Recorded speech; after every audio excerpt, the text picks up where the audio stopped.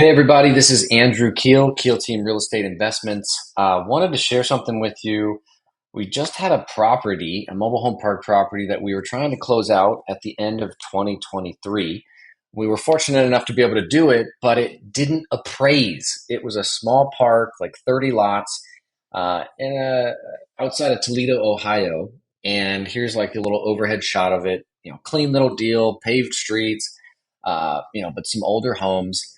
But long story short, the deal didn't appraise. We were under contract at a pretty attractive price, 728,000, and we got a little reduction, so it ended up being a repair credit of like 14,000 at closing. So we got it down to 714 was our price, and we were using a small town bank, and unfortunately, they hired a appraisal firm that didn't specialize in mobile home parks, and they appraised it for 490, and that was at a 12 cap on actuals, which is kind of crazy, but they don't do a lot of mobile home park stuff.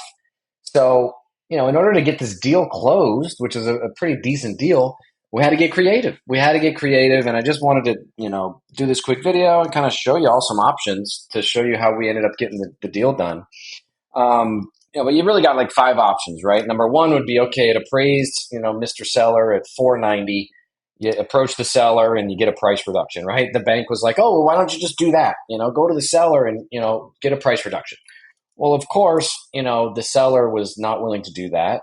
And, any seller in their right mind would not be willing to do that. So price reduction is one option. The second option would be get a new appraisal, right? So we could have ordered a new appraisal, cost another $3,000 to $4,000. But we wanted to get this deal closed before the end of the year for the depreciation benefit in 2023, which we did. We closed it on the 28th of December, but the clock was ticking. So a new appraisal, could have worked, but it would have taken time we didn't have, and there was no guarantee, right? That because they weren't going to let us pick the appraisal firm that would do it, and they weren't going to use like a nationwide, mobile home park specific brokerage. Or not brokerage, but mobile home park specific appraisal firm. So the bank had to choose the appraisal firm. So there's no guarantee there, but that's another option as you get into appraisal. The other thing with the appraisal piece is that sometimes they'll, for like $500 more, you can request, this is the as is appraisal is 490, but then you can request the stabilized value, the stabilized appraisal, and you show them, your underwriting, you show them, hey, we're going to fill, the three vacant lots, we're going to build back the water sewer, and then, give us what the value will be once it's stabilized.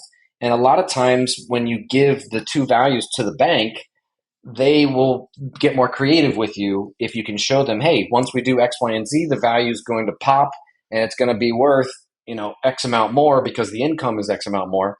They'll be willing to work with you more because they see that collateral. And one thing we've done with that is we'll go to the lender, and the lender, because we buy a lot of value add mobile home parks, right, that off the current income don't look great.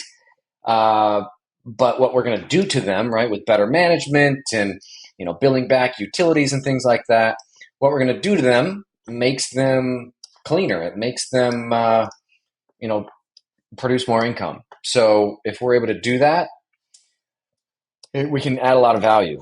So I'll just by out front of the park. You can see pretty clean deal, mostly pitched roof homes, asphalt roads, nice little mailboxes here, not in a floodplain, that has like this little pond that comes with it. But just a clean little deal, nothing to write home about, but it was a good little deal to get done before the end of the year. But yeah, the bank will set up like an escrow account, and at closing, we'll fund it with some of our CapEx funds, not the down payment money, but like, 100,000 or so that the bank will keep in an escrow account. And then we will show them invoices of stuff that we've done, for the Metron meters, bill of sales from the homes we've brought in. And as we use those funds, they'll release the money that they have in escrow, just so they feel like they have collateral against the loan amount that they're like giving us. So that was one option, is the bank will set up an escrow account. But what we ended up doing on this deal is we needed to fill the gap. So we went to the seller and we got them to match the bank's terms and they will hold a second lien on the property. Now, this is not always the case. A lot of banks, the primary mortgage holder, will not allow a seller hold second on the back end. So another way that we've done in the past is you could do a non-recorded seller financed, second note on the property. And my friend Alex Quezada, who's like, big into creative finance, he uses a third party service, excuse me, a third party servicer, and he already like pre-records out that if they ever default, there's not like a foreclosure. They already fill out the, like the document that allows them, the third party servicer, to record the mortgage automatically if there's a missed payment or something like that. So, it just helps, provide collateral for the seller to hold that second. But luckily, this bank didn't mind if there was a seller held second behind their first mortgage. And we were able to get 70% LTV on the appraised value of 490. And then we got the seller to hold a second note to get us up to the 509 loan amount, 509,600 loan amount at the same terms that the bank was offering us with a 5-year balloon. So we got the deal done by the seller holding that second note. He's going to get his money in 5 years anyways when it balloons. But this is a small mobile home park, and you can see the returns. The cash flow is going to allow us to pay 5% on the $325,000 invested. Not a lot of work that needs to be done. And then at the end of the rainbow, if we sell in 3 years by just filling it up and getting lot rents to 425 and sub-metering utilities, we get the value, sell it at a 9 cap, which we might be able to get an 8 cap. But you make 200 grand, right? Over the 3-year hold period. Plus you got, more if you count the additional cash flow, you got, 10% through the hold period. So this is a unique little deal, but yeah, if your mobile home park doesn't appraise, this is some ways to kind of go around it, right? Price reduction.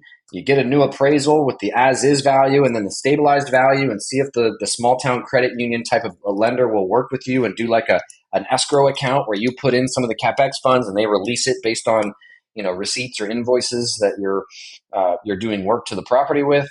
Or the next option, right, is the seller financed second lien.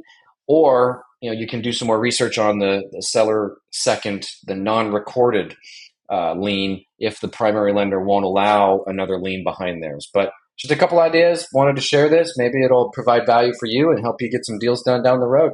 Thanks so much for watching.